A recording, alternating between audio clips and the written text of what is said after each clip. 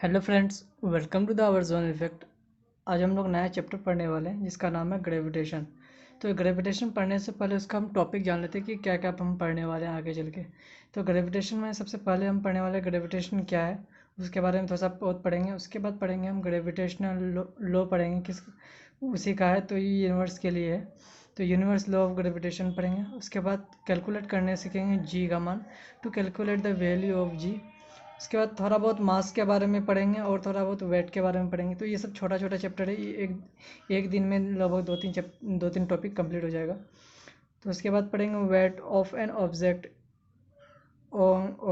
On the moon पढ़ेंगे। ये उसके बाद पढ़ेंगे क्रस्ट एंड प्रेशर। उसके बाद प्रेशर इन फ्लूइड। लास्ट में हम लोग पढ़ेंगे थोड़ा सा रिलेशन डेंसिटी कि ये डेंस उसके उसके बाद ये चैप्टर कंप्लीट हो जाएगा। तो इनमें से थोड़ा बहुत तो करके, ज़्यादा नाइन्थ में तो ज़्यादा कुछ होता नहीं है, तो इसमें हम थोड़ा थोड़ा करके ही पढ़ेंगे। थोड़ा तो मतलब जितना ज़रूरी है बेसिक उतना ही जानेंगे। और यहाँ कम एक क्लास इधर होगी, एक वीडियो से उसके बाद एक क्लास लगभग इधर होगी। लगभग 3 क्लास में ही कंप्लीट हो जाएगा। तो चलिए बिना देर किए आज का वीडियो स्टार्ट करते हैं।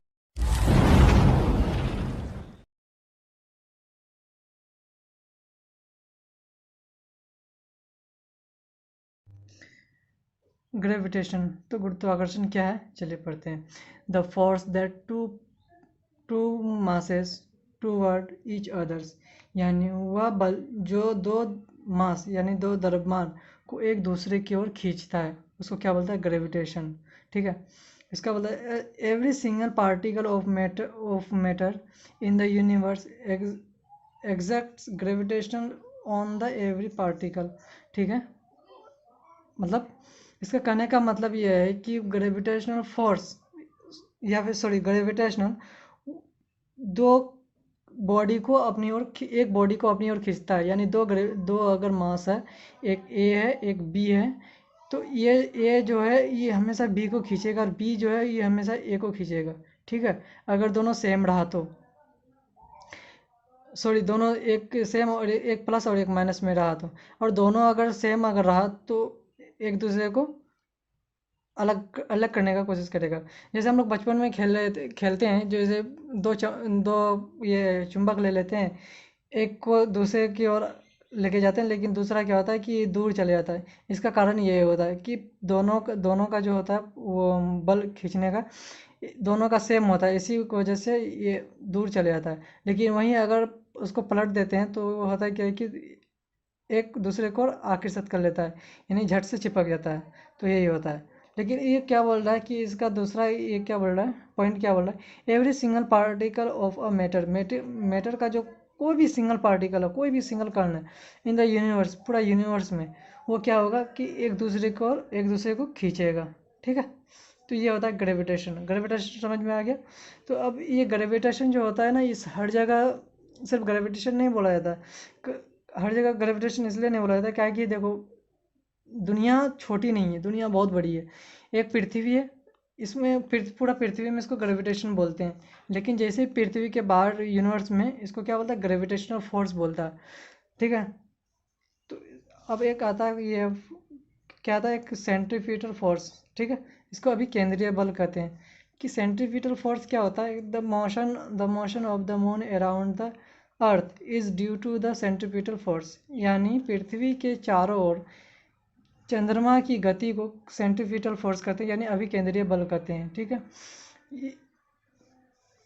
इसको आगे चल के और भी इसको पढ़ना आगे चल के और भी इसको पढ़ना पड़ेगा कि ये सेंट्रीफ्यूगल फोर्स कैसे कैसे होता है। इसको आगे आगे पढ़ेंगे। ऐसे अभी नाइन्थ में वैसे बेसिक सिर्फ समझ लो, यही काफ़ी है। ठीक है। अब ग्रेविटेशनल फोर्स क्या होता है, वो बोले ना कि यूनिवर्स के बाहर भी होती है दुनिया, सर पृथ्वी के बाहर भी एक दुनिया होती है, तो ये इसी के बारे में है। ये पूरा यूनिवर्स के लिए ग्रेविटेशनल फोर्स होता है। लेकिन ग्रेविटेशन जो बात कर रहे हैं हम लोग, तो वो सिर्फ कहाँ आएगा, ग्रेविटेशन सिर्फ पृथ्वी में ही आएगा। ये बाहर पृथ्वी के बाहर जैसे हम बोलोगे कि मून ने इसको अर्थ को ग्रेविटेशन किया तो इस तरह का नहीं चलेगा। यहाँ क्या बोलना पड़ेगा कि मून जो है ना, अर्थ को ग्रेविटेशनल फोर्स कर रहा है, एट्रैक्टिव कर रहा है ग्रेविटेशनल फोर्स का। तो यहाँ पर क्या है कि the object in the universe attract each other. ठीक है। The force of attraction between object is called gravitational force. Same है, लेकिन इसका यूनिवर्स कहा जाता है। यहाँ बोला कि ब्रह्मांड की वस्तु एक दूसरे को आकर्षित करती है, या फिर उन वस्तुओं के बीच आकर्षित लगने वाले बल को क्या बोलते हैं, ग्रेविटेशनल फोर्स कहते हैं, गुरुत्वाकर्षण बल कहते हैं। ठीक है, दोनों ग्रेविटेशन और ग्रेविटेशनल फोर्स दोनों सेम है, लेकिन ग्रेविटेशन सिर्फ पृथ्वी में इस्तेमाल किया जाता है ये वर्ड, लेकिन इसका जो है ग्रेविटेशनल फोर्स जो होता है इसको पूरा ब्रह्मांड में इस्तेमाल किया जाता है। ठीक है, universal law of the gravitational, any particle of a matter in the universe attract any others with a force varying directly as a produced of the mass and inversely as the square of the distance between them।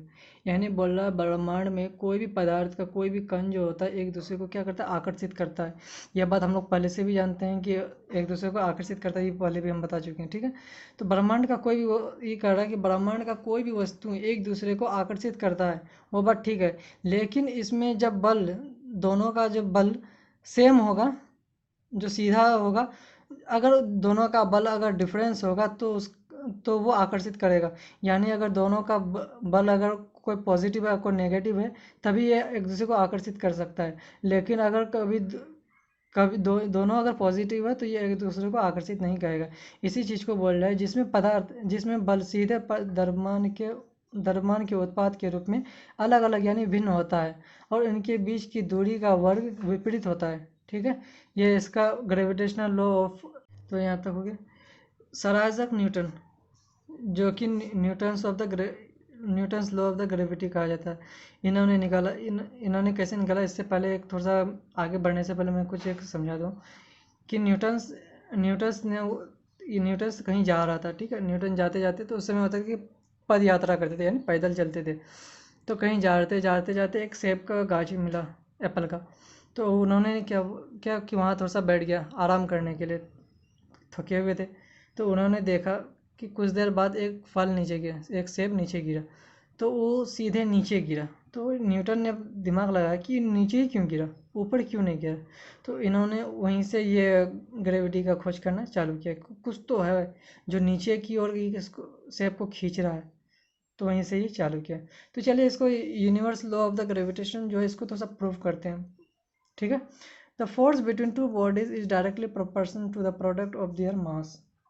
यानी बोल रहा है कि दो body का जो मास हो वो डायरेक्टली प्रोपोर्शन करता है किसके, फोर्स में। ठीक है, कोई भी दो बॉडी है, इसको एम मान लो कैपिटल एम, इसको स्मॉल एम मान लो, इसका जो दोनों का जो होगा फोर्स तो सेम होगा ना, जितना इसमें लगाएंगे उतना इसमें लगाएंगे।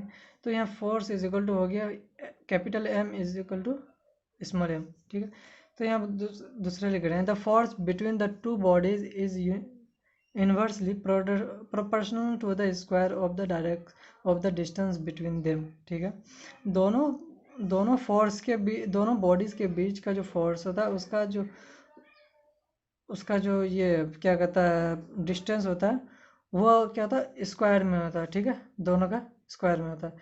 तो F is equal to 1/r²। ठीक है, अब दोनों को कंबाइन करेंगे, दोनों समीकरण को मिला देंगे। ठीक है, ये इसको 1 माने थे, इसको 2 माने थे, कंबाइनिंग बोथ इक्वेशंस 1 फिर 2। ठीक है, F इज इक्वल टू 1 है, 1 से इसको मल्टीप्लाई करेंगे इज इक्वल टू इतना ही आएगा m/r²। ठीक है, r², यहाँ पर उसका F is equal to ji